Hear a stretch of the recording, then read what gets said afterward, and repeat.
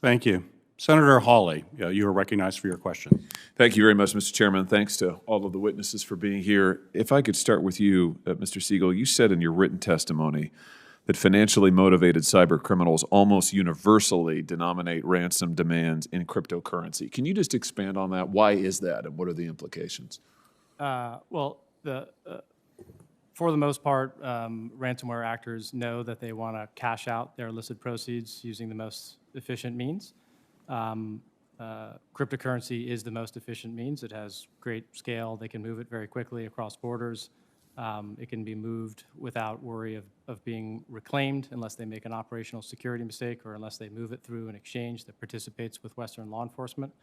And they also know that they have options to move their proceeds between different types of cryptocurrency, which can further aid in the obfuscation and money laundering process and better the chances that a higher percentage of those ransom proceeds make it to their pocket at the end of the day. Is there a specific cryptocurrency that is more often used than others for ransom demands, to your knowledge? Bitcoin is the predominant one, but I would note that some actors denominate their demands in other privacy-enhanced cryptocurrencies like Monero. And even when Bitcoin is used for a ransom payment, it is common for the Bitcoin to be exchanged into one of these privacy coins further down the money laundering process to obfuscate the end destination. Got it. Let me ask you this. I understand that there's about 10,000 active cryptocurrencies. That's up from 63, I think it was, just a decade ago, and that's incredible growth.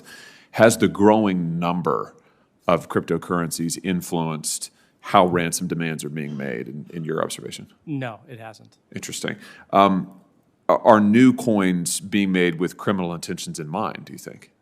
It's certainly possible. I would bifurcate between new coins that are made with the express intent of just committing financial fraud via these kind of pump and dump schemes, and then what would appear to be legitimate projects, right, like Monero and others, that are just aimed at the enhanced privacy of the coin itself. But with that come the attractiveness to the cyber criminals to use those coins for the money laundering process. Are new coins being purposely designed or being made and purposely designed to be more opaque, in your observation? Some of these privacy coins are. That is the intention of the design, is to make them more private. I would note, though, that there's two challenges to having a coin actually be adopted by a large group of cyber criminals. Number one, it has to work, and number two, it must be liquid. If there's thousands of completely illiquid privacy coins, but you can't really buy or sell them, no one's going to use them, including cyber criminals. This is one of the reasons that Bitcoin is predominantly used, is because it is the most liquid. Got it. Ms. Cohen, let me ask you, you said just a minute ago that the use of crypto can actually enhance these investigations into ransomware demands.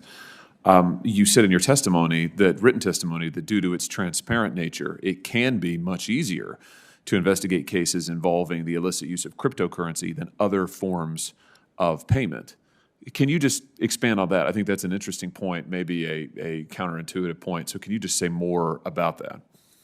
Thank you for that question, Senator. So as Mr. Siegel testified, Bitcoin is the predominant currency demanded in these ransomware cases. And what blockchain forensics and the transparency of the blockchain can provide is able to see the cash out destination of these currencies to exchanges that enables law enforcement to subpoena those exchanges for KYC, know your customer information, as well as potentially freeze the accounts.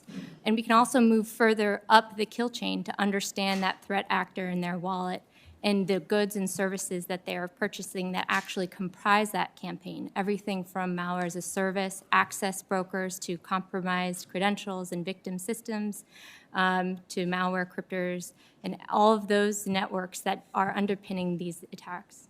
So why do you think it is that criminals are disproportionately using cryptocurrencies as opposed to, say, U.S. dollars? Do you agree with Mr. Siegel's analysis? I mean, what would you say about that? Thank you.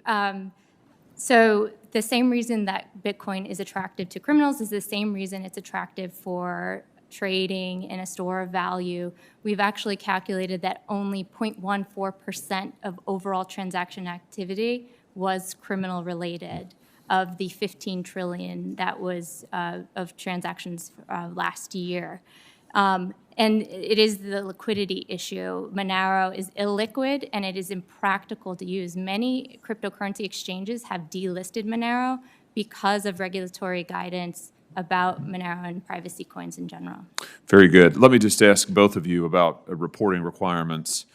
I think, Mr. Siegel, in your written testimony, you note that reporting requirements could burden federal agencies with unstructured data that can't be paired or analyzed at scale. Have I got that right? Am I remembering correctly? So just give me a sense, in light of that, how should agencies optimally implement reporting requirements so that they are effective? Sure. I believe that agencies should look to establish standardized frameworks, such as NIST or the MITRE ATT&CK framework, that standardize the tactics, techniques, and procedures that the threat actors are utilizing. These frameworks come with standard hierarchies, standard names, standard codes. Ransomware attacks are incredibly repetitive. And so the value of collecting, the bottom end, the unstructured log data, which could be hundreds of gigabytes or terabytes for a single attack, is very minimal. But the value in abstracting that up a couple layers of altitude to just the tactics and techniques and procedures so that CISA could very quickly say, okay, we've got 10 reports that happened last week. They all use these same tactics. These are tactics that we haven't seen before. Let's get a timely warning out.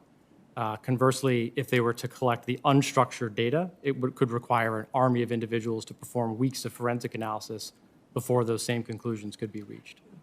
Do you have a view on this, Ms. Coven, about the optimal implementation of reporting requirements by agencies? No, I agree with Mr. Siegel that the standardization is extremely important to be able to operationalize that information swiftly so that they can be used to subpoena cryptocurrency businesses and used for attribution and accountability of these threat actors. And we'd seen this in multiple high-profile cases, including the NetWalker ransomware takedown, where the most prominent affiliate of that group was actually arrested in Canada. So I think being able to operationalize and share these at scale can lead to further successes. Very good. Thanks to you both. Thank you, Mr.